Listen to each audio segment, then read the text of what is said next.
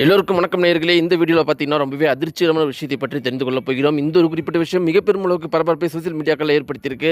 இந்த ஒரு super singer 11ல் Charanraj அவர்கள் பற்றின ஒரு முக்கியமான தகவல் வெளியாகி இருக்கு. கேட்ட ஒவ்வொருத்தருமே கண்கள் கலங்கி எல்லாருமே அழுதுட்டு இருக்கிறாங்க. அப்படி என்ன விஷயம் அப்படிங்கிறத பற்றி தெரிந்து கொள்ளலாம். எதனால் இந்த ஒரு விஷயத்தை அவர் முடிவு பண்ணார், எதனால் இப்படி ஒரு விஷயத்தை அவர் எடுத்தார், இதன் பிறகு தற்போது வந்து நிக்கில் அவர்கள் மற்றவர்கள்லாம் என்ன சொல்கிறாங்க, இப்படி பல அதிர்ச்சி கட்ட விஷயங்களை பற்றி தான் இந்த வீடியோவில் நம்ம தெரிந்து கொள்ள போகிறோம். வாங்க நேயர்களே, வீடியோக்குள்ள போகலாம். நம்முடைய சேனலுக்கு நீங்கள் புதியவராக இருந்தால் மறக்காம சப்ஸ்கிரைப் பண்ணுங்க.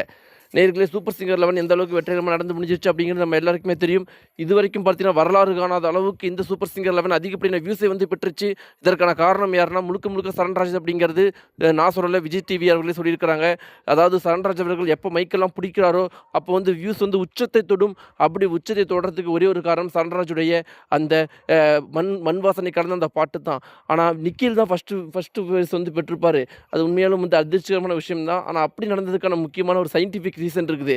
அதாவது சரண்ராஜை பொறுத்த வரைக்கும் அவருடைய ஃபேன்ஸ்லாம் வந்து கிராமத்தை சேர்ந்தவர்கள், ரொம்பவும் வயதானவர்கள். இவங்க தான் பார்த்தீங்கன்னா சரண்ராஜோடைய ரசிகர்களாக இருந்திருக்கிறாங்க. ஆனால் நிக்கிலோடைய ரசிகர்கள்லாம் இந்த காலத்து ஜென்ரேஷன் அவங்க ஈஸியாக ஆன்லைனில் வாக்கு செலுத்துறவங்களா இருந்திருக்கிறாங்க. அதனால தான் பார்த்தீங்கன்னா நிக்கில் அவர்களுக்கு அதிகப்படியான வாக்குகள் கிடைச்சிச்சு அப்படிங்கிறது விஜய் டிவியுடைய தரப்பு.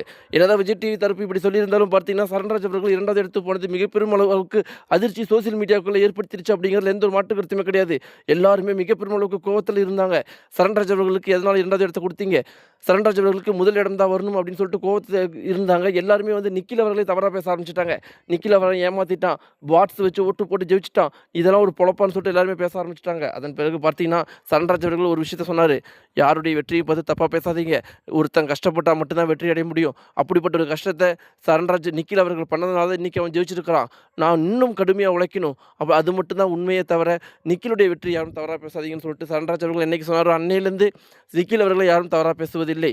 இப்படிலாம் இருக்கும்போது நேயர்களே, நிக்கில் பற்றி சரண்ராஜ் பற்றின தற்போது ஒரு தகவல் வெளியாகி இருக்கு. இது மிகப்பெரும் அளவுக்கு பரபரப்பை ஏற்படுத்தியிருக்குது.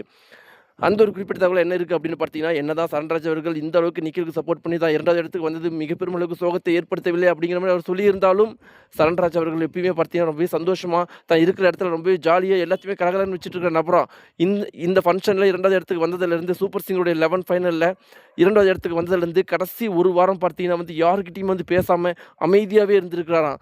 அப்புறம் அவங்க அம்மா தான் பக்கத்தில் போய், இல்லை மகனே, எதனால் நீ இப்படி சோகமாக இருக்கிற, நீ இப்படி சோகமாக இருந்ததே கிடையாது, எப்பயுமே சந்தோஷமாக தானே இருப்ப அப்படின்னு கேட்டதுக்கு சரண்ராஜ் அவர்கள், என்னுடைய வாழ்க்கையில் எப்பயும் நான் தோற்றுக்கிட்டே இருக்கிறேன், இந்த மாதிரி நான் ஜெயிப்பேன்னு நினச்சேன், ஆனால் இந்த முறையும் நான் தோற்று போயிட்டேன், என்னை மன்னிச்சிடுங்கன்னு சொன்னதுக்கு அவங்க அம்மா சொன்னாங்களாம், நீ முயற்சி பண்ணுறியா இல்லையா அப்படிங்கிறது எனக்கு முக்கியம், நீ ஜெயிச்சியா தூத்தியா அப்படிங்கிறது எனக்கு முக்கியம் இல்லைன்னு சொன்னாங்களாம். நீ முயற்சி பண்ணிக்கிட்டே இருந்தால் தான் வாழ்க்கையில் வந்து மிகப்பெரும் அளவுக்கு இடத்த தொட முடியும், இதை விட மிகப்பெரிய இடத்த நீ கண்டிப்பாக அடைவா பாருன்னு சொன்னாங்களாம். இந்த ஒரு குறிப்பிட்ட தகவல் இப்போ சமூக வலைத்தளங்களை பார்த்தீங்கன்னா மிகப்பெரும் அளவுக்கு வேறலாக போயிட்டுருக்கு.